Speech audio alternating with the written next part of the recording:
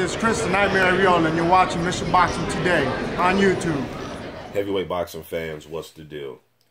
Alright, so I just noticed that Trey Lippe Morrison will be fighting December 10th. So in a few days here, about a week, he'll be fighting on an untelevised card against Ty Cobb, okay? Now Morrison, we know he just was on the Showtime or Showbox, and he beat Ed Lattimore, another undefeated prospect. Both of those guys I made videos about prior to, before their fight, before they were even announced. Two prospects I'm going to keep an eye on. And Morrison went in there and showed he has power in both hands, man. That was an excellent performance he put on against Ed Lattimore. His best win by far as of today. Now, his team came out with an article I seen, and I did a video about it too some weeks ago. They're talking about that they have a lot of options on the table for a televised date for Trey Lippe Morrison first quarter of this upcoming year, 2017. And they also said they're going to get him in one more untelevised fight before he does that. And the fight's going to be December 10th against Ty Cobb. Now, before I get to the fight really and breaking these guys down, it's a fight that Morrison should win. I'm curious to see, these are the type of fights where I'm curious to see what weight is Morrison going to come in at. He came in at 221 against Ed Lattimore. Pretty low weight for him. I think he was at 221 one other time because he had 12 fights, and I believe the lowest he's been is 218. But in some of his other fights, he came in at 237, 238. But he's been with Freddie Roach. Roach is wants to teach him how to box a little bit more and set up those power punches and move his head and pivot and shift and use good footwork and work behind his jab. So I'm curious to see his weight. How is he going to treat this fight with Ty Cobb? Is he going to go back up to 237, 238, or is he going to come in the 220s in shape, ready to go? And I expect that he will, because you don't want to blow this.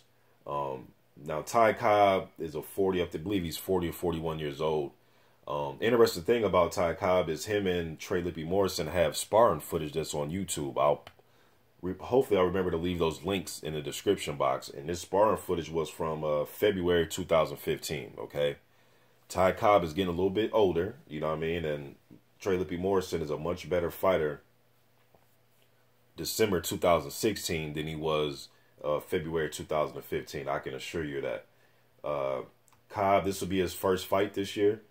And I'm curious to see what his weight's going to be. His last fight was in 2015 against Alonzo Toney. Alonzo Toney has 3 wins and 23 losses. The fight only went 1 round.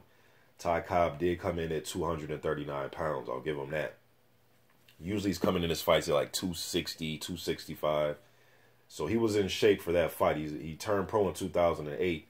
And I believe that 239 against Alonzo Toney was like his second or third lowest weight he's ever came in his whole career. So it was pretty good for him to come into that fight. But he had another fight that year against Artur Szpilka that only went 2 rounds. I think he was sparring Morrison, prepping for the Szpilka fight, if I'm not mistaken. Okay, and he's been in there with John Wesley No Fire, another undefeated, well, he was undefeated prospect. He was 19-0 until he lost to Joey Abel. But Ty Cobb lost to No Fire, and he lost to Chaz Witherspoon a few years ago. So maybe Morrison could just compare, try to get a similar result to Szpilka and No Fire and Witherspoon. All those guys got Cobb out of there within 3 rounds. Szpilka got him out of there in 2 rounds, okay? But they do have experience, Cobb and Morrison, or Trey Lippe Morrison. But I believe Trey's a way different fighter now. And in those sparring footages, he was doing well in those, that left hook to the body, he was giving Cobb a lot of trouble with that left hook to the body. Cobb was able to walk him down and get the distance and cut the distance off and get right up in his chest and, land some right hooks and left hooks. But the headgear would be off, the gloves would be much smaller, and those hooks that Morrison was landing will have a greater effect on him, in my opinion. I'm expecting Trey Lippe Morrison to win this fight, man. I think he'll go a few rounds. It's scheduled for 8 rounds. It's an untelevised fight at the Buffalo Run Casino in Miami, Oklahoma. We know Trey Lippe Morrison has a huge following down there. You know, and when I was watching that Ed Lattimore fight, man, it seriously looked like Trey Lippe Morrison and Lattimore was the main event. I mean, the crowd was into it. They had signs up, Trey on the signs. They're holding the signs up, cheering for him.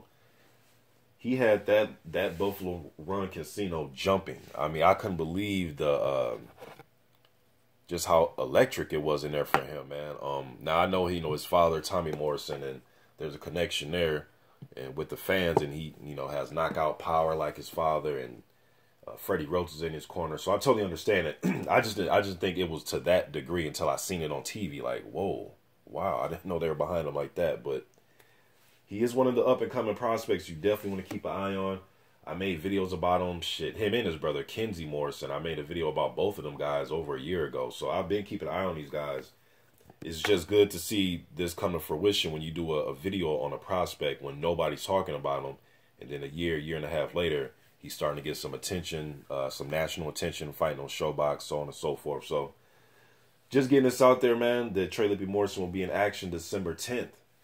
A lot going on December 10th, man. You got the big card out there in the UK with Anthony Joshua, Molina, Dillian White versus Chisora, and then you got Luis Ortiz versus David Allen.